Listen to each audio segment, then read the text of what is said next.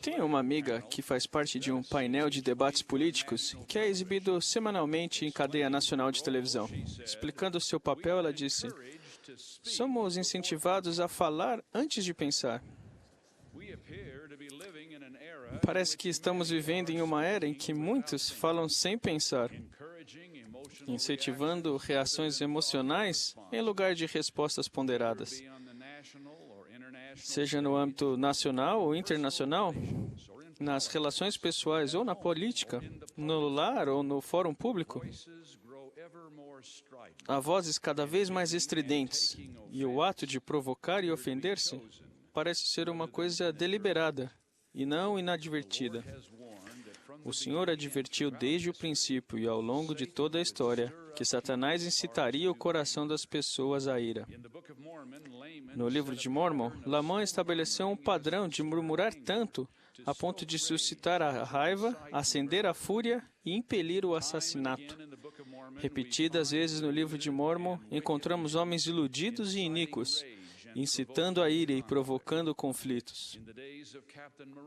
Na época do capitão Moroni, o apóstata Amalequias incitou o coração dos lamanitas contra o povo de Nefe. Amulão e os sacerdotes iníquos de Noé, Neor, Corior, Zorã, o apóstata. Esse papel desonroso é passado adiante por todo o livro de Mórmon. Foram todos agitadores que inspiraram desconfiança, instigaram a controvérsia e aprofundaram os ódios. Falando a Enoque, o Senhor explicou que tanto a época de seu nascimento quanto a que precederia a sua segunda vinda seriam dias de iniquidade e vingança. E o Senhor disse que nos últimos dias a ira seria derramada sem mistura sobre toda a terra. A ira é definida tanto como a justa indignação de Deus, quanto aqueles momentos muito humanos de ardor impetuoso ou ódio profundo e violento. A primeira advém da preocupação de um pai amoroso, cujos filhos, em geral, não têm afeição e odeiam seu próprio sangue. Ao passo que a outra ira advém de pessoas que não têm ordem nem misericórdia, fortes em sua perversão. Temo que a terra esteja sentindo as duas iras. E suspeito que a ira divina é em grande parte provocada por aqueles que incitam o coração dos homens à iniquidade, difamações e ódios violentos. As primeiras vítimas do ódio humano são a verdade e a compreensão. Tiago aconselhou que os homens devem ser pronto para ouvir, tardio para falar, tardio para se irar, porque a ira do homem não opera a justiça de Deus. Conforme observou Enoque, o trono de Deus é de paz, justiça e verdade. Que sejam falsos amigos, ou professores iníquos, artistas, comentaristas, ou pessoas que escrevem cartas aos jornais locais, que buscam poder ou riqueza. Tomem cuidado com aqueles que nos incitam a tamanha raiva a ponto de fazerem com que a reflexão serena e os sentimentos caridosos sejam suprimidos. Alma, nas águas de Mórmon, convidou todos os que quisessem assumir um relacionamento de convênio com Deus a servir de testemunhas dele e carregar os fardos um dos outros, como aqueles que realmente fizeram um convênio sagrado. Precisamos permanecer fiéis ao caminho, à verdade e à vida, que é Jesus Cristo. Será que nós, que tomamos sobre nós o nome de Cristo, decaímos sem perceber para um padrão de difamações, maledicências ou estereotipos maldosos? Será que as diferenças pessoais, partidárias, comerciais ou religiosas se transformaram numa espécie de demonização dos pontos de vista diferentes? Será que fazemos uma pausa para entender as posições alheias aparentemente diferentes e procuramos, se possível, encontrar um ponto em comum? Lembro-me de que, quando era universitário, escrevi uma crítica a um importante filósofo. Era óbvio que eu discordava dele. Minha professora disse que meu trabalho estava bom, mas não o suficiente. Antes de lançar suas críticas, disse ela, você precisa primeiro apresentar a mais forte defesa da posição a qual está se opondo, uma que o próprio filósofo pudesse aceitar. Eu refiz o trabalho. Ainda havia pontos importantes em que eu discordava do filósofo, mas passei a compreendê-lo melhor e percebi os pontos fortes e as virtudes, bem como as limitações de sua crença. Aprendi uma lição que apliquei a todos os aspectos de minha vida. O general Andrew Jackson, ao caminhar pela linha da frente de batalha de Nova Orleans, disse aos seus soldados: cavalheiros, elevem menos as suas armas. Creio que muitos de nós precisamos elevar as nossas armas menos. Mas, por outro lado, precisamos elevar o nível de discurso particular e público. Devemos abster-nos de caricaturar a posição alheia, criando espantalhos, por assim dizer, e espalhando falsas denúncias referentes a motivações e ao caráter das pessoas. Precisamos, como o Senhor aconselhou, apoiar homens e mulheres honestos, onde quer que o encontremos, e reconhecer que em todas as seitas, partidos e denominações, há pessoas que estão afastadas da verdade do Evangelho por não saber onde encontrá-la.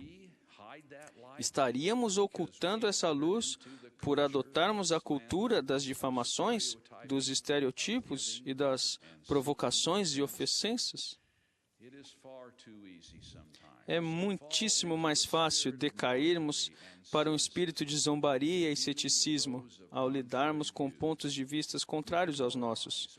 Desmoralizamos ou depreciamos tanto a ponto de fazer com que as pessoas e suas ideias sejam desprezadas. Essa é a principal ferramenta dos que ocupam um edifício largo e espaçoso que o patriarca Leí viu em sua visão. Judas, o irmão de Cristo, advertiu que nos últimos tempos haveria escarnecedores que andariam segundo as suas ímpias concupiscências. Estes são os que causam divisões, sensuais que não têm o Espírito. Intimamente relacionado à zombaria está o espírito de cepticismo. Os céticos estão desejosos de procurar e apontar defeitos.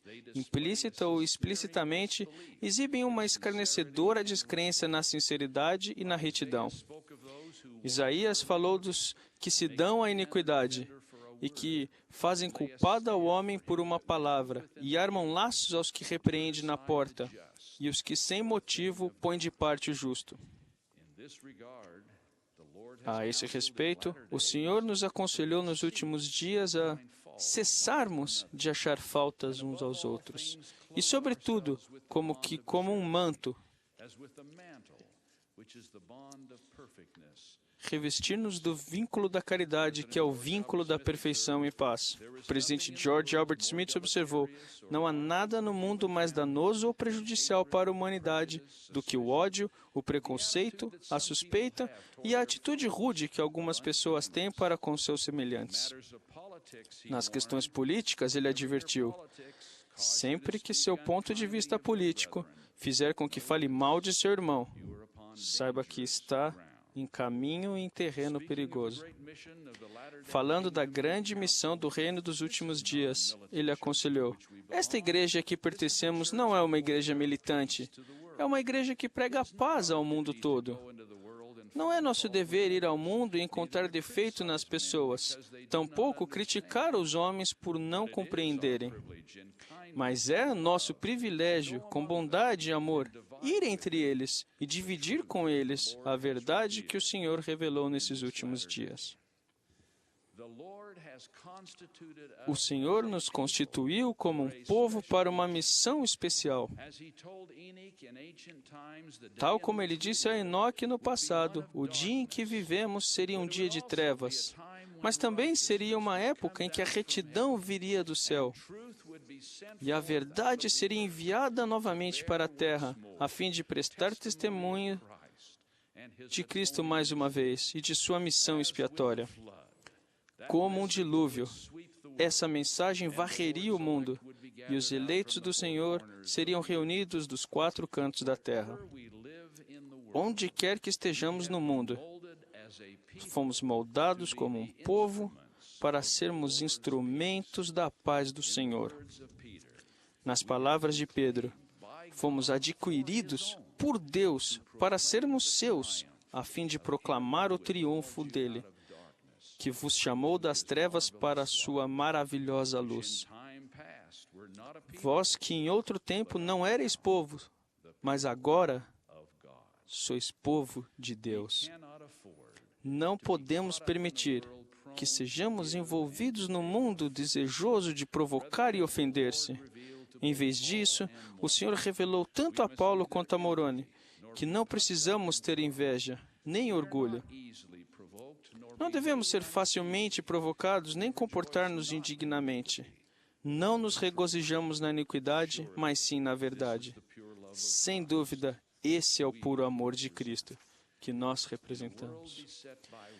Em um mundo cheio de ódio, nosso profeta atual, presidente Gordon B. Hinckley, aconselhou: há muito que podemos e precisamos fazer nesses tempos perigosos. Podemos dar nossa opinião sobre os méritos da situação do nosso ponto de vista, mas jamais dizer coisas ou participar de atos malignos dirigidos contra nossos irmãos e irmãs da igreja, de um lado ou de outro. As divergências políticas jamais justificam o ódio ou aversão. Eu espero que o povo do Senhor esteja em paz um com os outros nos momentos difíceis, independente da lealdade que possam ter a diferentes governos ou partidos. Como verdadeiras testemunhas de Cristo nesses últimos dias, não caiamos nas trevas, nada vendo ao longe, como disse Pedro, mas produzamos frutos no testemunho de Cristo e seu Evangelho restaurado, em pensamento, em palavras, em ações. Deus vive. Jesus Cristo é o caminho, a verdade e a vida.